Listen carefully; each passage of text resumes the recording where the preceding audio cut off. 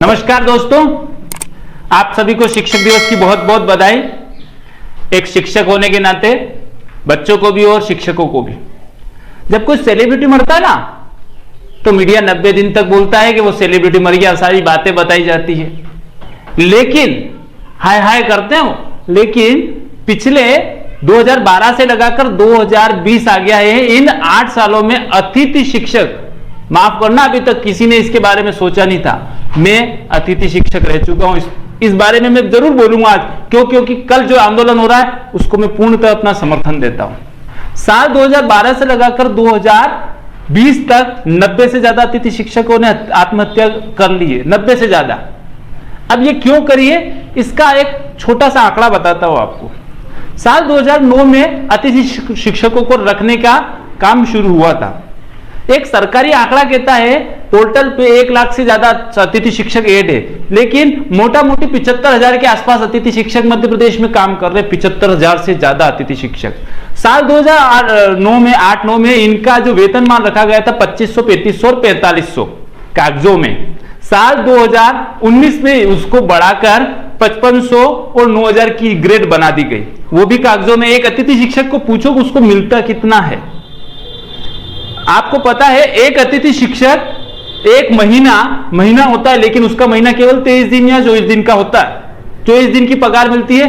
रविवार की जो होती है ना अवकाश, वो सरकारी होती है, छुट्टी होती है सरकारी उस दिन, लेकिन सरकार उसको उस दिन का वेतन नहीं देती। उस दिन का वेतन मिलता ही नहीं उसको, क्योंकि वो 23 या 24 दिन ही पढ़ाता है। और सरकार का जो नियम है वो कहता है कि उसको परेड के हिसाब से पैसे दिए जाएंगे, परेड के हिसाब से। लेकिन एक अतिथि शिक्षक बेचारा 10:30 बजे आता है और 4:30 बजे अपने घर जाता है, उससे पहले नहीं जा सकता है। उसको ऐसा निर्देश होता है कि उसको इतना समय रुकना ही रुकना है। एक अतिथि शिक्षक को जितना वेतन मिलता है ना, उससे ज्यादा एक दिहाड़ी मजदूर को मिलता है। गांव में 250 रुपए का वेतन एक दिन का उसको मिलता है दिहाड़ी, और उसको कितना मिलता है 180-190 के आसपास। जो एक मनरेगा के मजदूर की मजदूरी, इतना ही वेतन उसको मिलता है। तो क्या एक टीचर मनरेगा का मजदूर है? उससे भी तो कम वेतन मिल रहा है उसको। और कोई ऐसी तनख्वाह नहीं है जो बिना स्टेशनरी खर्च के निकल जाए। स्टेशनरी खर्च तो लगता ही लगता है उसका। अब लगते हैं कागज, बहुत सारे कागज लगाना पड़ते हैं। अब आप बात करते हैं अतिथि शिक्षकों के बारे में, तो आपने एग्जाम कंडक्ट करी थी जिसमें से मध्य प्रदेश के 70% जो अतिथि शिक्षक थे वो क्वालिफाइड हो गए।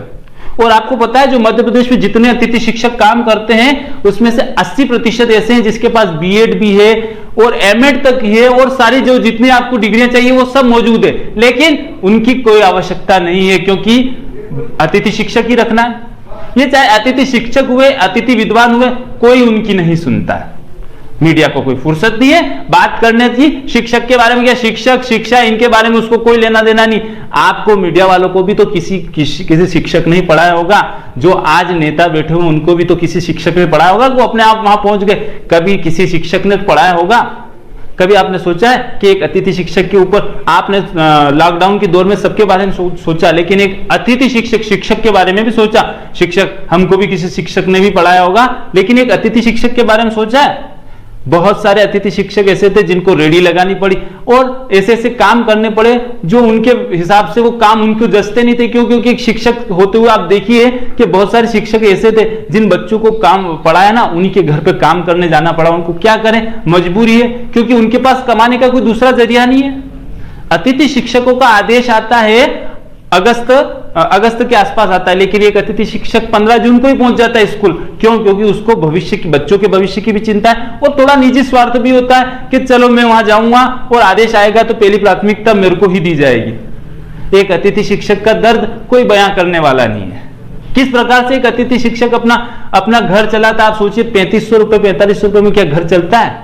नहीं चल सकता। इतना तो उसका खुद का खर्चा हो जाता है। बहुत सारे अतिथि शिक्षक बहुत 3 से 4 किलोमीटर दूर पैदल चल के जाते ताकि उनकी गाड़ी के पेट्रोल का पैसा बचे और वो कहीं उनके काम आए। चाणक्य ने कहा था कि जिस देश में शिक्षा और शिक्षक का सम्मान नहीं होता है उस देश का पतन हो जाता है। यही गलती की थी धनानंद ने, उसका सर्वनाश हो गया। बाकी आप समझ जाइए। आपने एक श्लोक पढ़ा होगा, गुरु ब्रह्मा गुरु विष्णु गुरुर्देवो महेश्वराय गुरु साक्षात परब्रह्म तस्मै श्री गुरुवे नमो नमः। आज इसका महत्व ही खत्म हो गया है। किसने खत्म किया है? आप सोचिए। 2015-16 में एक रैली हुई थी भोपाल में, उसमें मैं भी गया था। मंत्री जी ने उसमें एक भाषण दिया था, उसकी रिकॉर्डिंग, ऑडियो रिकॉर्डिंग आज भी मेरे मोबाइल में मौजूद है। आज भी मैं सुना सकता हूं, उसकी ऑडियो रिकॉर्डिंग पूरी मौजूद है कि हम क्या क्या देंगे। 2 बार चुनाव हो गए, लेकिन शायद वो भूल गए इस बात को कि हमने कुछ कहा था। हालांकि नेताओं की आदत भी होती है भूलने की, वो भूल भी जाते हैं। तो अतिथि शिक्षकों के बारे में सोचें, और मैं कल के होने वाले आंदोलन में पूर्णतः अतिथि शिक्षकों के साथ में हूं और उनकी आवाज उठाता हूं। और मेरे अगर इस वीडियो से एक भी अतिथि शिक्षक को फायदा हुआ होगा तो मैं समझूंगा कि मेरी मेहनत सफल हो गई। धन्यवाद। शिक्षक दिवस की आप सबको पुनः बहुत बहुत शुभकामनाएं।